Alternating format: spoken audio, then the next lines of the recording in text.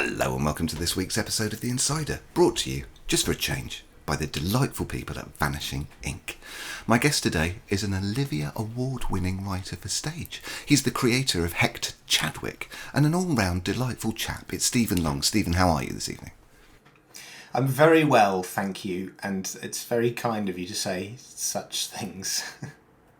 What's your magic origin story? You've got 19 seconds. That's not long, is it? I feel like I could use up the time simply by commenting how little time I have to use up. But so my earliest memory, I suppose, is buying little tricks. They were called abracadubras. I don't know if this will mean anything to anyone else, but they were sold in my local toy shop. I used to save up my pocket money and then go and buy them. They were things like little packet tricks and the flick the wood through the pin illusion thing. I don't know if you're familiar with that, or you can picture it. The sort of the stick flips round so fast it looks like it just passes through. So I used to buy those. I also used to buy what I later recognised were Tenyo tricks, and I had a copy of the Crystal Cleaver, which is one of my favourite tricks. You can look it up if you're interested. Anyway, then lost it, very sad, and now don't own it anymore. But then got very interested at a very young age, then forgot about it. Then I got a bit older, I was about 16, and Blaine was very popular at the time, and my big brother showed me the Invisible Deck, which Blaine had done on his Street Magic specials. Performed it or explained it? He just showed it to me, and without explaining it, and it blew me away, and I didn't understand how he suddenly had these powers, and that was the point at which I started to get heavily interested in it again, and so I suppose that was the beginning for me. That's a good beginning. How many Svengali decks did you sell in Thorpe Park? I mean, we lost count in the end. So for people who won't know what that question is about, it's how actually I met my wonderful friend and writing partner Ian Sharkey. We used to sell Svengali decks and sponge balls and ESP canisters and other little tricks to people at a popular amusement park in the UK known as Thorpe Park, where you can go on roller coasters and stuff. And there's a sort of a domed area that everyone has to walk through to enter the park. And we were set up in the middle at this little four-sided, kind of quite tatty magic bar, green-based magic bar, and people would come up and say, "What's all this about?" Then we would show them tricks and try and sell them. And nothing good came from that. We did it for very little money. But I say nothing good came from that. The only good that came from that is I met Sharkey and wouldn't have a career if I hadn't met him. So well, that's a pretty good thing to come from it. You've changed your tune on a sixpence. I've mixed. I know. Well, I'm a mercurial fellow, I suppose. How did you first get involved with? For people, I didn't mention it in the intro, but you have helped and written for Derren Brown for some time. So how did you first get involved in working with him? That's one of those things which is really just luck. I can't lay claim to being good enough to have worked for him without my share of luck, but I met him before he was quite as well known as he is now. He was just kind of ascending in his rise to stardom, I suppose. So this is post Bristol, and as he'd started the TV stuff. It was the very first live tour, which was called Derren Brown Live, and so Mind Control had already aired, and Pure Effect and Absolute Magic were out, I think, at this point. And I'd emailed him to ask for some advice, actually, sort of as one magician to another, like, I want to make a living doing this stuff. Can you, what can you tell me that will make me rich?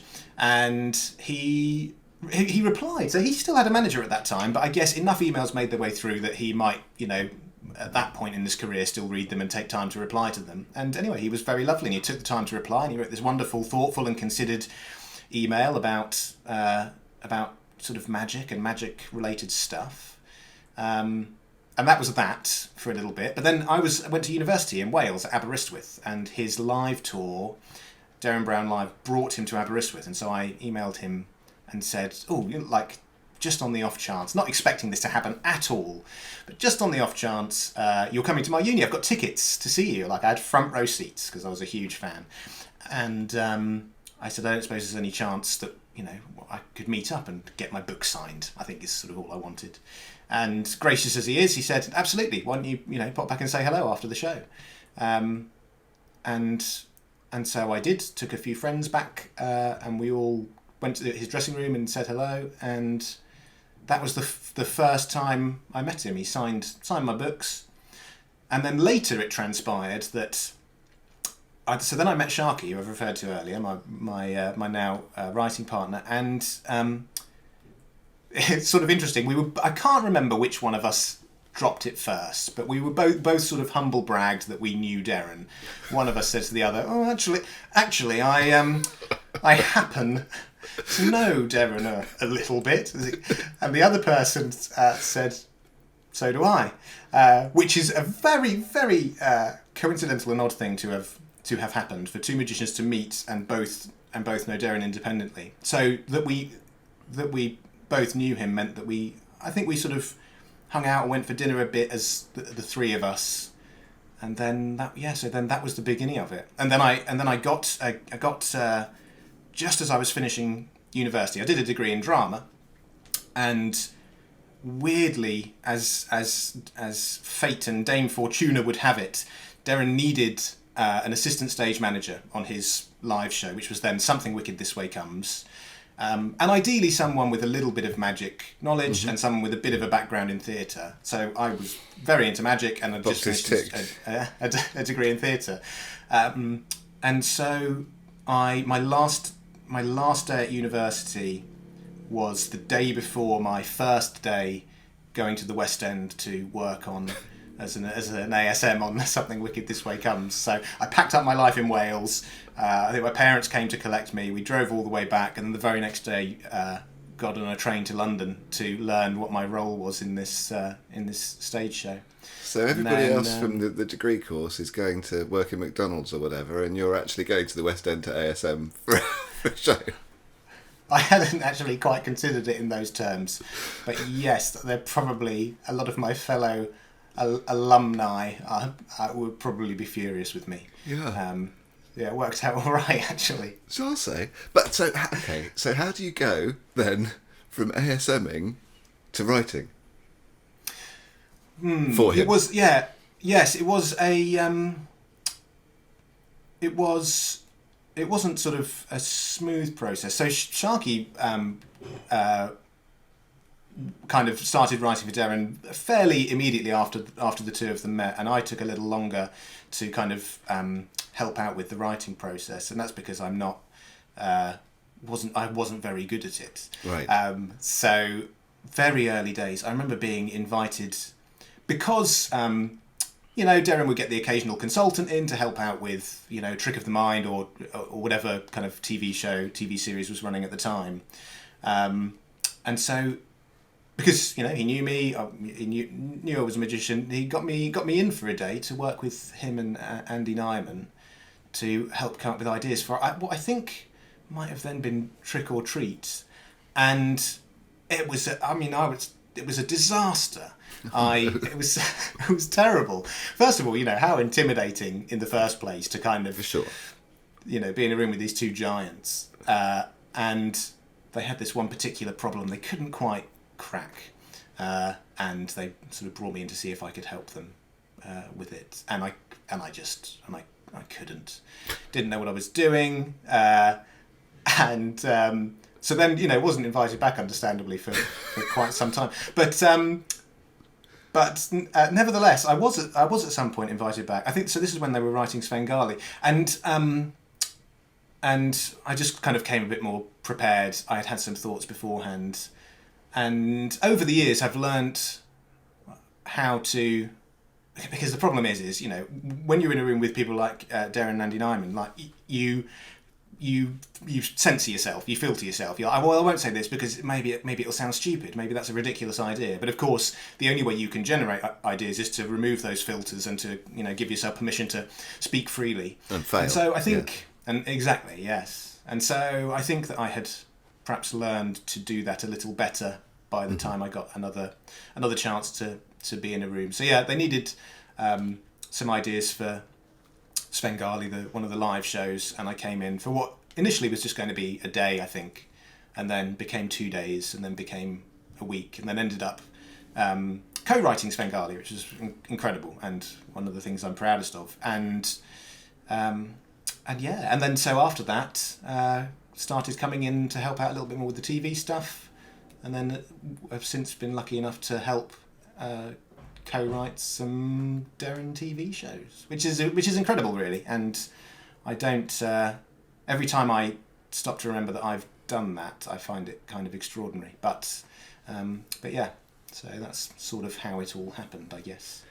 What's the process like for writing one of the shows? Is there always the same starting point? Do you write collectively or have time apart to come up with ideas? What's the process?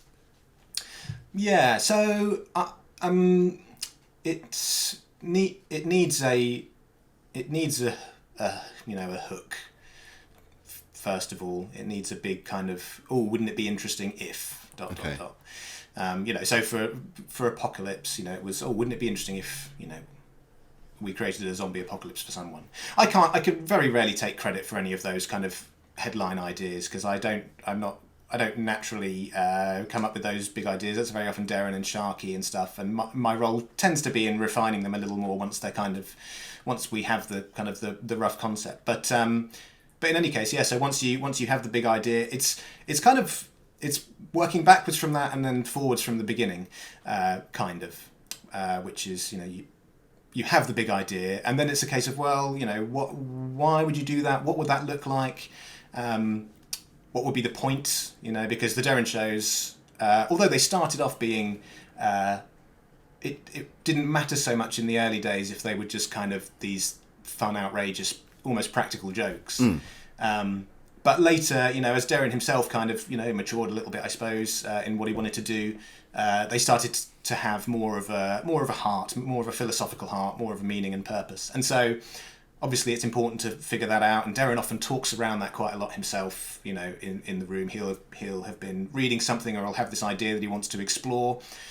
And so then it becomes this process of kind of melding this outrageous, what if someone pushed a guy off a roof, with a kind of a philosophical heart that we want to kind of, merge it with.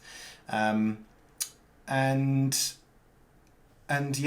you work backwards from the headline and then forwards to kind of try and fill in the blanks. And by the end of it, hopefully you have... And then, of course, you have to worry about the practicalities of, yes, but can we actually do it? And, a couple of times over the years, we've had this sort of headline idea that initially felt like it might be a joke, and then we stopped to go, well, hang on, could we actually do that, though? And it turns out that maybe we could actually do that. And so, yeah, so then it's always about finding that, as I suppose it is in kind of a lot of creative endeavours, and certainly with designing illusions and stuff, is that marriage between what your dream vision for the thing is and the practical constraints of what you can actually do. And so, yeah, so once it's been through that machine and all those aspects have been considered and worked out, then you end up with a show of some description. So I guess that kind of tends to be roughly how it goes. So the trick aspects of one of the shows, are they ever... That's always to fit into that headline. So are you ever constrained by method, or is it just, let's have an idea for this sort of thing, like the slapping and the counting of the buttons, or whatever the trick bit is, and then somebody works out a method? Or is there ever a situation where it's like, I really want to do this thing with how can we fit that in? Do you know what I mean? Which way round? Does he ever want to play with a toy, or is it always serving the headline? Well, in terms of tricks, I think Derren, less so with the live shows. The live shows are a little more trick centric, of course, but Derren's been less interested in tricks and more interested in the kind of the journey of whoever is going to take part in the show. But that's not to say that tricks aren't included. And yeah, absolutely. It can come from, do you know what I love? I love this trick, or I was reading through a book and I found this principle. So it can come from that, and then there's an attempt made to build it up into something more. Or of course it can come the other way, which is like, what if somebody couldn't read? Yeah, exactly. Or rather than, isn't 100th Monkey cool? Yes, yeah. Although 100th Monkey is very cool, and so it very much is. so I imagine that I forget which show that was in, but I imagine that that was actually probably the latter, which is 100th Monkey's cool, and that would be a nice little convincer to get in there. But no. So for Svengali, for example, the idea for paintball roulette was a concept before the method came. Right. And then equally, there have been other bits and pieces that have been a method before the concept came, I suppose. Yeah. Okay. I just wondered how highfalutin it was. You did work on in a beautiful callback on Derren's Thorpe Park ride after your illustrious career selling Sven decks there. Clearly you were a shoo-in. But how does writing for an immersive experience compare to writing for stage or TV? Yeah, so I actually did very little work on the Thorpe Park ride. That was more Sharkey and Derren, although I did have some minor involvement. But I can kind of speak from experience regarding Sharkey and I worked on a video game called The London Heist, which was the one of the launch titles for the PlayStation VR headset, and that's very much you put on the headset and you're there and you're in the story, and we had to kind of figure out what that story was and how the player would be guided through it. And actually, I think that one of the reasons that Sharkey and I ended up working in the video games industry is because, it's not exactly the same thing, but in a Derren Brown show, you're taking a real person, and guiding them through an experience that they believe is real. And then if you're writing a video game, certainly if you're writing a video game for VR, you're taking a real person and guiding them through an experience that appears to be real. So a lot of that kind of those, instincts that we've developed over the years lend themselves incredibly well to other immersive experiences as well. And so we're fortunate in that regard that the crossover is quite broad between writing a Derren Brown special and writing an immersive thing for a VR headset or a theme park ride or whatever else. Yeah. Well, my next question's brilliant then. You're both now writing narratives for video games. What's that like compared to Magic?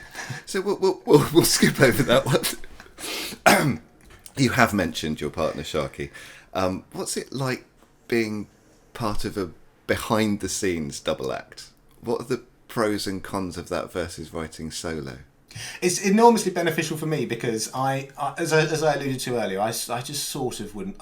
I think I just sort of wouldn't have a career if it weren't for Sharkey, because he comes up with all the brilliant ideas and then I help kind of refine them, and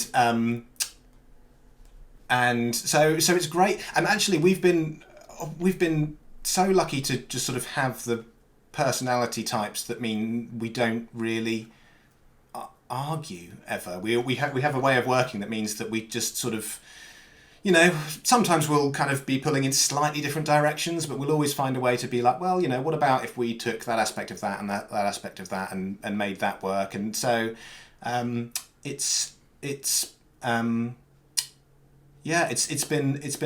sort of been a wonderful process actually. We still kind of make each other laugh and never fall out, and always end up getting to the end of something feeling like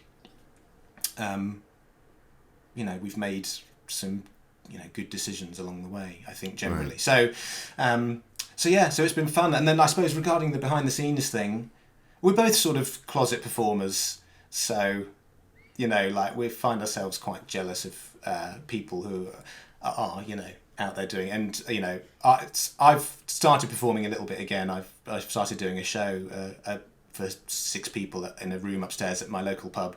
And I know that Sharky's got all these wonderful concept ideas for kind of how he might perform a Mentalism act, and oh god, they're just brilliant. But and I encourage him to do them, but we just kind of we're quite settled behind the scenes, kind of writing stuff. So I hope that one day he will. I'd certainly like to start performing more.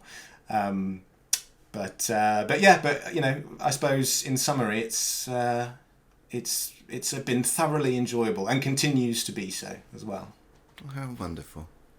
That there Vanishing Ink, who I mentioned, who are bringing this podcast to the ears and eyes of everybody watching and listening, are about to do what I believe is the 3rd printing of your book, The Mental Mysteries of Hector Chadwick. Now, when it was a ring-bound, self-published release, I imagine you never dreamed of such a day. How does it make you feel now? Staple bound, Damien. Do your research. Oh, I so apologise. I do apologise. Yes, no, My research is getting fired. I dreamed of it being a spiral-bound publication. One day, if I work really hard, I may even get that laminated plastic.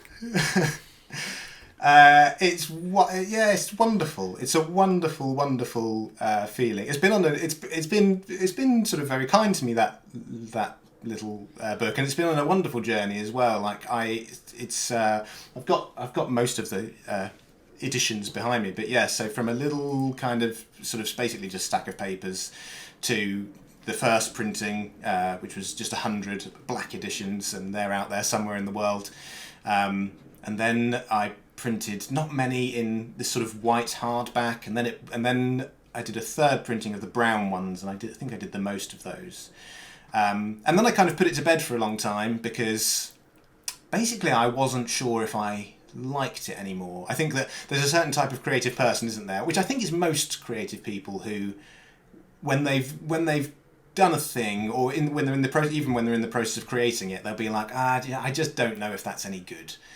Maybe I'll just forget about that and never do it again. And so I certainly struggled with that a little bit. And so I wrote it when I was very young, and when you're young and you have the confidence and the ignorance to presume that you have something worthwhile to offer the world. And then I got a little bit older, I started second guessing myself and thinking, no, maybe it's all terrible. But then, and actually I talk about this a little bit in the revised introduction to the book, all this stuff, but I started to kind of get, after a hiatus with magic, I started getting kind of pulled back into it. And I started meeting up with people and making new friends who would sort of reference ideas from the book and say, that's really great, I use that in my work. And I heard stories of other people who were using ideas and stuff, and I sort of had this a little kind of penny drop moment almost of, maybe people actually seem to value it, and maybe it is good. And so I went back to it, and so there were aspects of it that I wasn't kind of entirely happy with, but I just rewrote them and added some new ideas, and to have it, I mean I have my copy behind me. Can I get it? Yeah. For people that are watching on the video, they'll be able to see it. And so to have it as this kind of beautifully produced, Vanishing Ink book is lovely. Sometimes I just pick it up and I run my fingers over the embossed cloth, just I just get a little kick out of it, and then I put it back down again. Quite right too. For people that are unfamiliar with the book, what kind of material is contained within its hallowed pages? I didn't know the pages were hallowed, but I'm delighted to be informed that they are. It's a mentalism book, so it's called The Mental Mysteries of Hector Chadwick. So it's mentalism. It has some kind of cards, a couple of card things in it too that I think would be of interest to card magicians, and it has I think it's something like maybe 5 or 6 of each in terms of routines that you can do on stage, a kind of stage focused, and routines that you could do close up. And all the close up stuff is pretty impromptu. Couple of impromptu mentalism-y card tricks. Couple of Equivoque routines, which is a subject that I have thought a lot about. And the stage stuff has got things like, and I've always been interested in open predictions, the idea of showing the audience something that then the person on stage will then do, having not seen the prediction themselves. So there's an open prediction routine. There's also psychometry routine with people's sets of keys, where you're able to describe a set of keys that you haven't, that have been hitherto, shall we say, unseen. So yeah, and then some essays, which I know people are kind of like, oh, boring, just give us the tricks. Give us a trick, mate. But, you know, one of the essays is only a sentence long. So maybe that's a selling point. I don't know. I think that has to be the shortest essay in any magic book. You mentioned Equivoque. What's the trouble with it? What's the trouble with Equivoque? The trouble with Equivoque, I mean, it's so sort of problematic, isn't it? Because everything that you do with it is just out in the open for everyone to see. And in a lot of areas of magic, of course, that doesn't matter. I can show someone a double lift, and the point is that you're looking right at it. But with Equivoque, all the evidence, if somebody was minded to kind of deconstruct it, certainly if someone, you know, filmed a video of like a worst case scenario Equivoque routine, they could just go away and deconstruct it. All the clues are there. And, you know, we do things like, we'll split the sentence, pick up any one of those and hand it to me or whatever. And the issue is that decisions are being made first and defined second. That's every step of the Equivoque process. Someone makes a decision, the performer decides what that means. Someone makes a decision, performer decides what that means. And so anytime you call attention to that, like pick up one of those and hand it to me, you're calling attention to the method. So so there's a lot of pitfalls, a lot of things that can go wrong with it, and very often, you know, there's a danger that it kind of painfully transparent, and I think that a lot of us kind of will use it once and then just kind of carry on and, you know, really, hang on, sorry, did you mean, when you said pick up one of those objects, did you, because I thought you actually meant that I was going to be choosing that, you know, so we're relieved that didn't happen, and on we go with the trick, although maybe people are thinking it a lot of the time. So I over the years, I sort of took it upon myself to see if I could find what the best stuff was out there. And I did a lot of reading around, and I never found anything that I was like, oh wow, you know, like this is it, this is the answer. And so I kind of did a lot of thinking around it myself, and broke it down into kind of its component parts, and thought about when it's at its most deceptive and when it's at its least deceptive. And so in one of the routines in the book, I got to the point where you can ask the question, which do you want to keep? I got, you know, because I was like, I sort of almost set that as a challenge for myself. How concrete can you make the language? How solid can it be made? And then, you know, in the next phase is, which one do you want to get rid of? And you can genuinely ask those questions and continue the routine seamlessly, no matter what the answers are.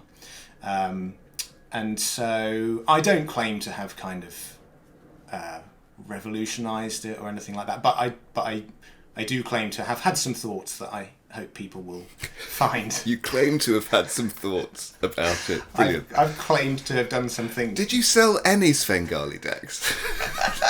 I'm not. I've always been terrible at self-promotion. It's a thing. It's buy it if you want. I don't care.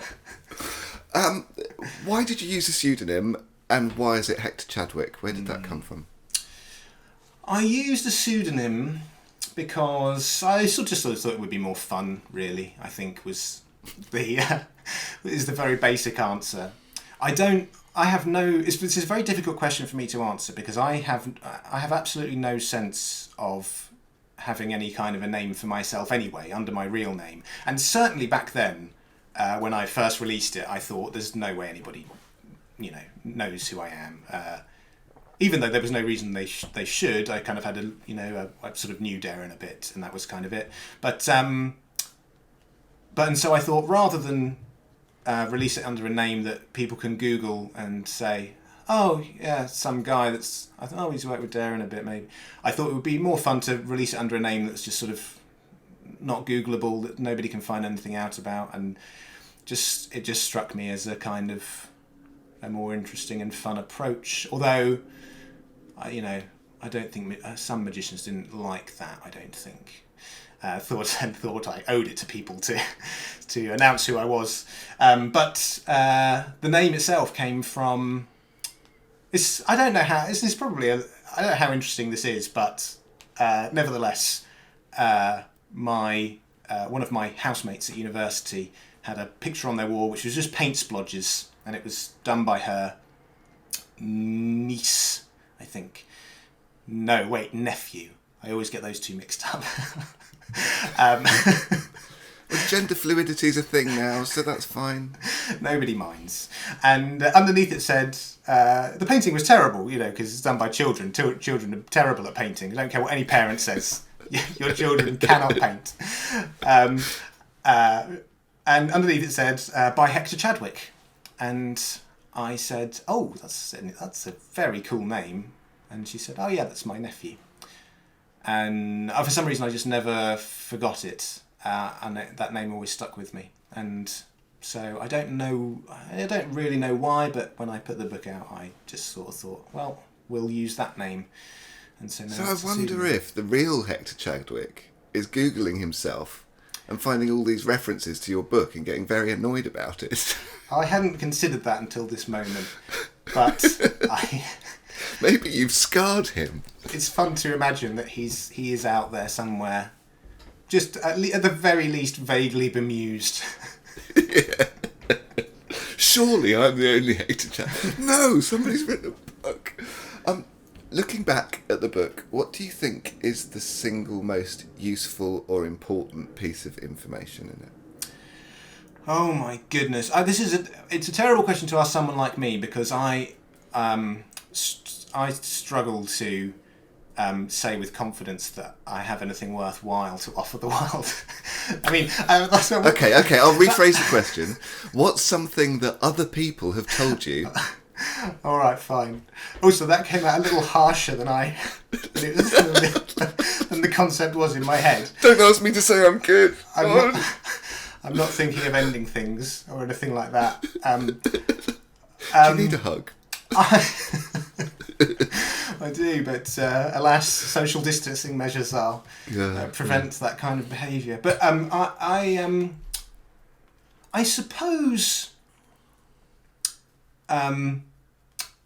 suppose it is the Equivoque stuff.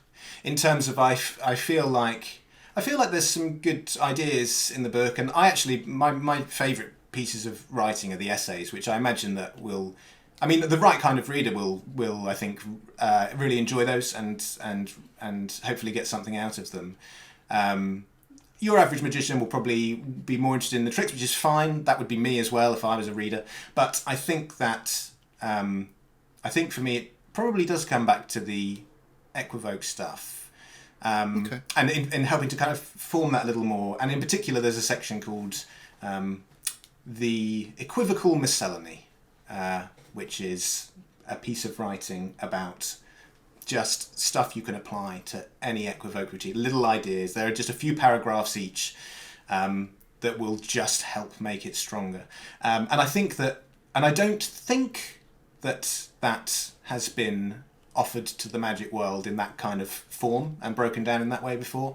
And so in that sense, though I hope the tricks are good and though I hope the essays have something worthwhile, I think that there is stuff in the Equivoque section that feels like it hasn't been properly explored yet, or at least not to my knowledge. I'm sure there's some brilliant thinkers out there that have done similar work, but I hope that is the thing that people get the most from. Okay. I'm about to reference a British television show, so for American or rest of the world listeners, there was a show called Room 101, referencing Orwell, where you could put things that you hate. Mm. It was a very popular television show in England, and now I'm going to reference it. If you could put one thing from the world of mentalism into room 101, what would it be? Oh, interesting. So, oh God, I think just, I want to say solemnity, which I don't know if that's quite the right word, but my feeling generally in the world of mentalism, and I think this probably is just a matter of taste. Sure. But my feeling in the world of mentalism is that, and I really don't think it's changed much over the years, is that there's a lot of dark suits and a lot of pressing of temples and a lot of, mysterious envelopes and then a lot of gravitas and a lot of sort of earnestness. And I would love to see it feel, well, I think, I feel like I've said the word fun too much in this discussion, but I would love for it to feel more fun, and I would love to feel like more performers that are happy and have the confidence to present themselves as, I suppose, and I think this is Derren's thing a little bit, but I suppose as a bit more human and a bit more kind of, a genuine side of themselves, rather than what you feel is kind of often a front of some performer who has this incredible mind. It's not necessary, and I think that it could be more interesting from performers who are happy to explore that side of themselves a little bit more. And that's not to say that I don't enjoy performers who are that. I there are performances I see who are very much that, and I think they're wonderful and brilliant. But in general, I think that people could have more fun with it, probably. What are 3 things that you're most proud of? I was a very good waiter when I worked at the Harvester in Old Windsor growing up. Have you been to a Harvester before? If not, then I'll show you the salad. Is that what you're about to... That's good, yeah, that's good.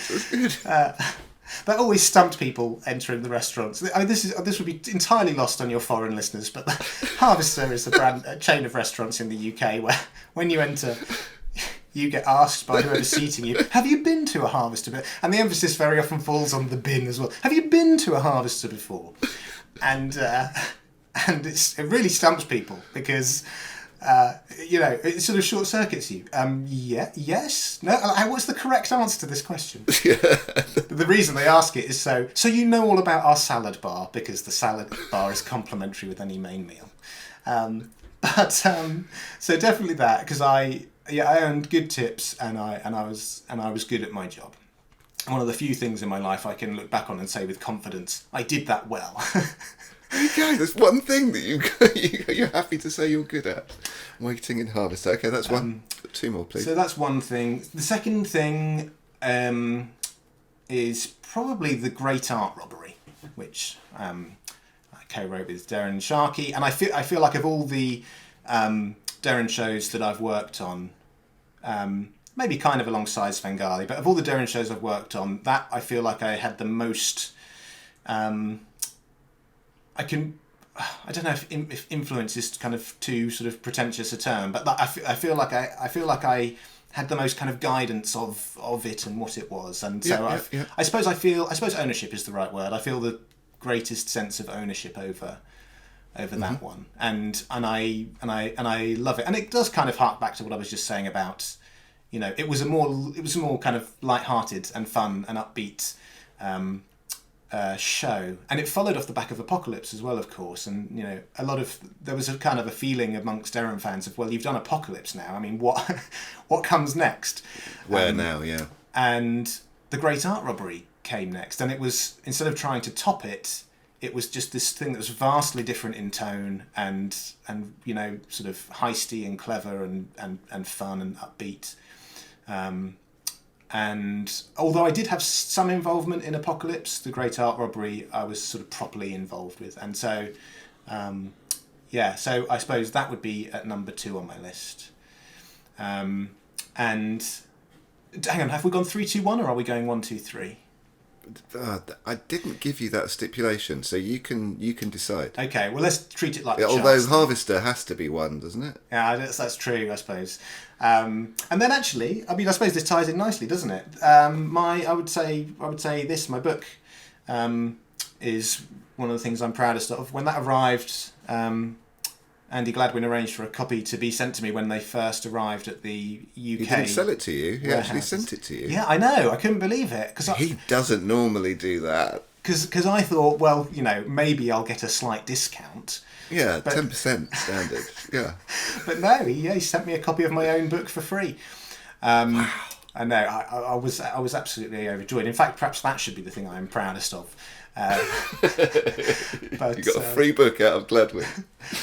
But no, when it arrived and I unwrapped it, it was kind of a lovely experience, and I held it in my hands. I feel like it's a much better book now than it was when I first released it, and because I feel like I'm a better writer now than I was, right. sort of 12 years ago, whenever it was when I wrote it. And so yeah, I kind of held it in my hands and I flicked through the pages and I thought, my goodness, I have a real sense of I've written this thing. Wow, I made this. Yeah, I made this. Yeah, and so that was a lovely feeling. Cool. Well, for people that have been frustrated about not being able to get their hands on it, we haven't got a date yet, but in the very short-term future, it will be available for purchase. Maybe at the session. I don't know. See the segue there? That was smooth, wasn't it? Because it might be available at the session, and you often just come along to the session. What do you think makes it a special convention? Well, I mean, one of the things for me is it's only like a 25-minute drive away, so I can... Most conveniently situated for my residence. I leave my house and I can be there in time for the 11 o'clock lecture. Okay. Well, of course, I mean, everybody says this, but it's not. The numbers are limited and the venue's sort of quite small. I think how many tickets? I think they sell 500 tickets, something like that. And so you'll just bump into performers and you'll see, and it feels like, although the lectures are always, the lineups are always great and the lectures are always amazing, there is a really kind of wonderful joy that comes through walking through the kind of the bar and the lobby and the foyer, seeing little crowds gathered around tables and every now and then hearing the reactions and actually some of my favourite Magic Convention memories have come from the session, but those moments outside the kind of the lecture, maybe a little bit later at night. I remember seeing Father Alex show a card with a hole in it, and he put his finger through the hole and spun it around. And then he had some routine he did, and then picked the card up and peeled the hole off. It was now a piece of like black velvet, and I just completely missed what happened there, and it was phenomenal. And also Tony Chang performed a trick on me. When would that have been? I can't remember. Sort of maybe 2000. Can't remember when Chang was 16, there. 17, somewhere like that. And it blew me away. It was one of the strongest reactions I've had to somebody showing me a kind of a close-up trick, and so moments like that are just kind of glorious. And I think what it is maybe the reason you don't get it at some of the bigger conventions is the ratio of the people that you're there to see versus the people who are there to watch the stuff. The ratio is kind of more in favour of the people that you're there to see than it might be certainly at somewhere like Blackpool, where if you happen to see Darwin Ortiz walking around, that's a big deal. Versus at the session, it's you see someone who's just done a lecture, and that's fairly normal, and people feel accessible, and so yeah, it's great. Yeah, I think the accessibility is the thing that makes it for me. They are just. Well, due to the situation of the hotel, though, there's not many places to go around, so everybody's there. And not you many can places talk for them to ask them hide. questions. No. You're going to be sharing something this year, are you not? I'm going to be doing a little lecture. And yeah, it's going to be a few tricks from the book, which I hadn't done in a while. And so actually that was part of the reason. Earlier I mentioned I started to do a little show upstairs at my local pub, and part of the reason for that was I wanted to kind of dust off those routines again and remember what it's like to perform them. And so it'll be 3 kind of close-up impromptu mentalism-y things, an Equivoque thing, a thing with cards, and another thing which I won't say what it is, just to keep the suspense. Absolutely. No, we must keep the suspense. We're so over time, Mr. Long, but we always end the show on 4 quick-fire questions. Are you ready? I am ready. Favourite pizza topping? The chorizo, I suppose. Favourite movie? I get mocked for saying this, but Pirates of the Caribbean, The Curse of the Black Pearl. Favourite person or people that make music? That's difficult, isn't it? I've been listening to a lot of Bon Iver again recently, BON space IVER, and really getting back into them again, and I think they're wonderful. So I'll say Bon Iver. Okay. And finally, who would you rather fight? 1 massive Andy or 100 tiny Joshes? Yes, this question comes up, doesn't it, on your show? I think so. I've thought about this a little bit. My fighting strategy is to run and hide. I think that's what I have most success at in a fight, and I just think that strategy couldn't work against how many tiny Joshes? 100. 100 tiny Joshes. I don't think it would work very well. And plus, I think you'd just be like finding them in your laundry like weeks later, after you thought the fight was over. And so, whereas 1 massive Andy, just in my head, I know this is quick fire, but in my head, when Andy becomes bigger and becomes massive, he also becomes really quite stupid and slow and bumbling. And so I think whether this is actually true, we'd have to wait and see outwit him when the fight comes. But I think I could outwit him. I think I could run away. I think I could hide in a place that he just, oh, where's he gone? I think I could reach that point with giant, and in my head, kind of very slow and stupid Andy.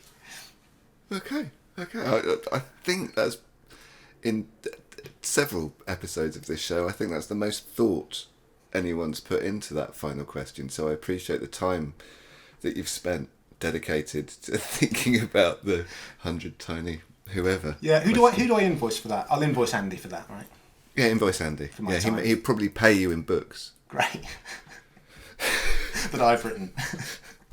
Of course, yes.